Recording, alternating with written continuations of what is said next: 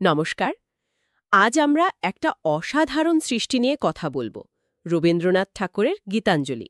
হ্যাঁ, গীতাঞ্জলি বিশ্ব সাহিত্যে একটা মাইলস্টোন। আমাদের হাতে একটা লেখা আছে, গীতাঞ্জলি আধ্যাত্মিক কাব্যের মহিমা। তো ওটার ওপর ভিত্তি করেই আজ একটু গভীরে যাব আর কি। ঠিক। চেষ্টা করব এর মূল সুরটা ধরতে। কেন এটা এতখানি গুরুত্বপূর্ণ হয়ে উঠল? আর এটা তো সেই বই যার জন্য রবীন্দ্রনাথ ১৯১৩ সালে নোবেল পেলেন। ভাবা যায়, প্রথম অ-ইউরোপীয় হিসাবে সাহিত্যে নোবেল। পুরস্কারটা অবশ্যই বিরাট সম্মানের।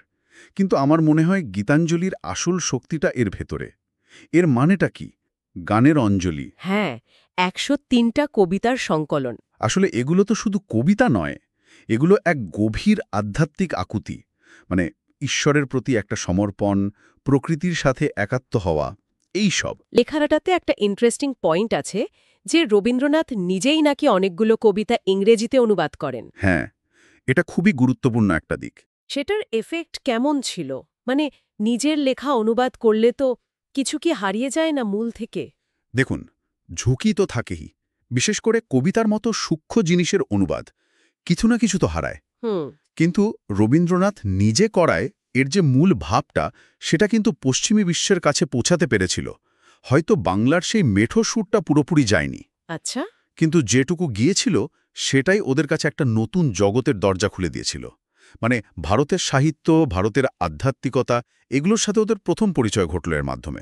এটা একটা বিশাল পদক্ষেপ ছিল। আচ্ছা, তাহলে যদি থিমের কথায় আসি, এই লেখাটা বলছে যে মূল বিষয় হচ্ছে আধ্যাত্মিকতা, ভক্তি, সারেন্ডার করা, এইগুলো। হ্যাঁ, মূলত তাই। কিন্তু এই ধরনের কথা তো অনেক ভক্তমূলক লেখাতেই পাওয়া যায়। তাহলে গীতাঞ্জলির বিশেষত্বটা কোথায়? বিশেষত্বটা হচ্ছে এর প্রকাশের ধরনে, অনুভূতির গভীরতায়। এটা শুধু ঈশ্বরের প্রশংসা নয়, বুঝলেন? এটা একটা খুব ব্যক্তিগত, খুব কাছের সম্পর্কের কথা। ব্যক্তিগত সম্পর্ক। হ্যাঁ, আ প্রকৃতি। প্রকৃতি এখানে কি অসাধারণভাবে এসছে। আমাদের এই সোর্স লেখাটাতেও সেটার উপর জোর দেওয়া হয়েছে। ও হ্যাঁ। নদী, মেঘ, ফুল, ঋতু বদল, এগুলো যেন শুধু ব্যাকগ্রাউন্ড নয়, এগুলো যেন সেই অসীমেরই এক একটা রূপ। খুব সাধারণ রোজকার জীবনের মধ্যে দিয়েই সেই পরম সত্তাকে অনুভব করা। এখানেই এর আসল গভীরতাটা। মানে অতি সাধারণের মধ্যেই অসীমের খোঁজ। একদম ঠিক তাই।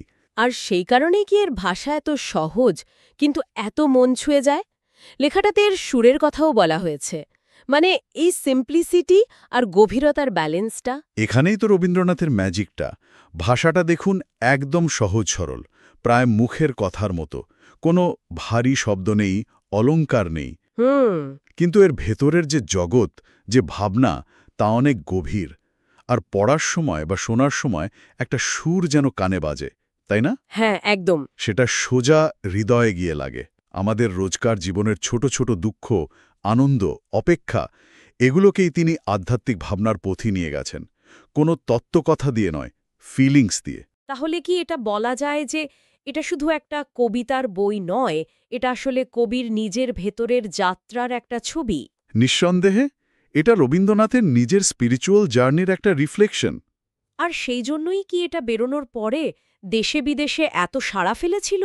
লেখাটা তো বলছে এর ইউনিভার্সাল আপিলের কথা, মানে সবার কাছেই পৌঁছেছিল। একদম। কারণ এই কবিতাগুলোতে যে বিনয়, যে শান্তি খোঁজার চেষ্টা, ঈশ্বরের জন্য যে আকুতি, সেটা তো কোনো নির্দিষ্ট দেশ বা সংস্কৃতির গণ্ডিতে বাধা নয়। ঠিক। এটা সব মানুষের মনের কথা। এখানে কোনো ধর্মের কঠোর নিয়মকানুনের চেয়েও বড় হয়ে উঠেছে একটা সার্বজনীন আধ্যাত্মিক অনুভূতি। যে কেউ পড়লে মনে হবে, আরে এ তো আমারই মনের কথা, আমারই ভেতরের খোঁজ। বুঝতে পারছি। ইসিলিয়ে এর আবেদনটা সব সীমা ছাড়িয়ে যেতে পেরেছে। এটা শুধু ভারতের সাহিত্যকে নয়, সারা পৃথিবীর মানুষের আধ্যাত্মিক চিন্তার জগৎকেও কিন্তু নাড়া দিয়েছে। তাহলে সব মিলিয়ে গীতাঞ্জলি আমাদের এটাই শেখায় যে জীবনে খুব ছোট ছোট জিনিসের মধ্যে, প্রকৃতির মধ্যে, বা হয়তো নিজের ভেতরে চুপচাপ থাকাটার মধ্যেও সেই পরম সত্তাকে ছোঁয়া যায়। একদম। এটা আমাদের বাইরে থেকে ভেতরের দিকে তাকাতে বলে, জীবনের মানে খুঁজতে একটু উস্কে দেয়, মানে নিজের গভীরে ডুব দেওয়ার একটা ডাক। এখানেই হয়তো এর আজকের দিনের প্রাসঙ্গিকতা, তাই না? ১০০ বছরেরও বেশি হয়ে গেল। হ্যাঁ না, অনেকটা সময়। আজকের এই যে এত ব্যস্ত, এত কোলাহলের পৃথিবী, সবকিছু এত জটিল লাগে, সেখানে গীতাঞ্জলির এই সরল কিন্তু গভীর কথাগুলো, এগুলো কি আজও পথ দেখাতে পারে? পারে বই কি, হয়তো আরও বেশি করে পারে। বিভিন্ন কালচারের মানুষ, বিভিন্ন বিশ্বাসের মানুষ, তারা কি নিজেদের মতো করে এর সাথে জুড়তে পারে?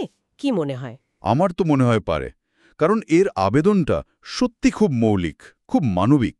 হুম, এই প্রশ্নটা তাহলে ভাবনার জন্য থাকল।